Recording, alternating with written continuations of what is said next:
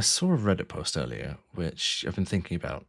It was someone asking in a developer subreddit, asking why the dollar command doesn't work when they use it in their terminal. And if you're a developer that's used the terminal, you probably know what this is immediately. Someone's copied and pasted this code from an article or a blog or something or some documentation, and that code they copied had a dollar at the front of it. They pasted it in and they got an error. And if you know to look out for this, it's really obvious, but someone that's new to using the terminal might not recognize this at all. But it got me thinking that it's got to be there for one of two reasons. Either reason one is the person that made the article that was copied from was just really lazy and copied it from their terminal and kept it there, which is obviously bad.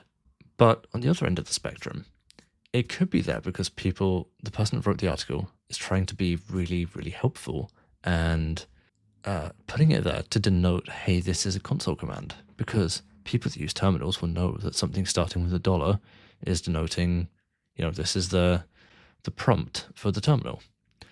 But having it in the text itself is kind of not great. There's a couple of other problems with that.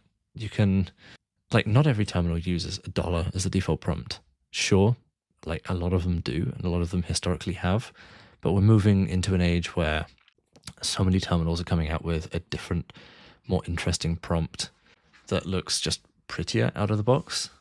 And a lot of people that are using those kind of new terminals are not going to be used to seeing that prompt or knowing what it is or the historical context of it, and to know to delete it if it's at the beginning of some terminal command they copied.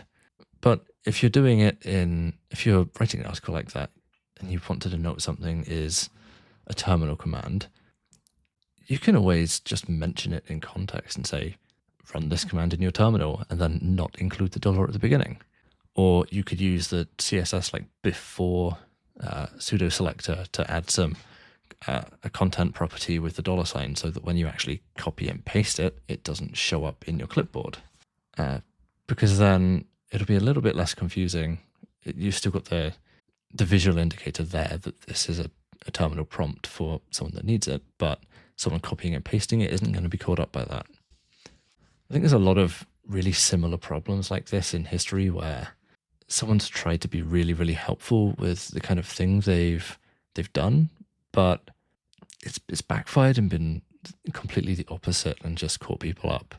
The ones that come to mind are the Scunthorpe problem, having trying to prevent bad words from going through some validation, but in reality, there are bad words mixed into genuine, normal, good words. So you're going to end up getting rid of a lot of just real content that people are going to want that isn't malicious in any way.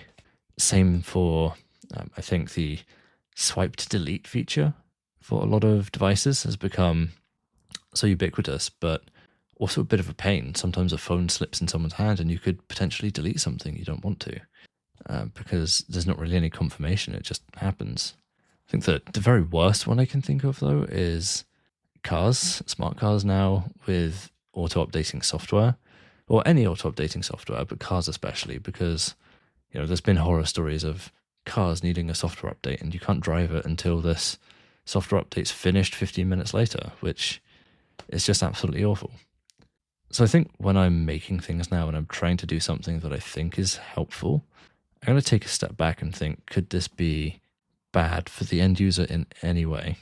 And try and not end up like these kinds of products that are ending up just confusing or slowing down users.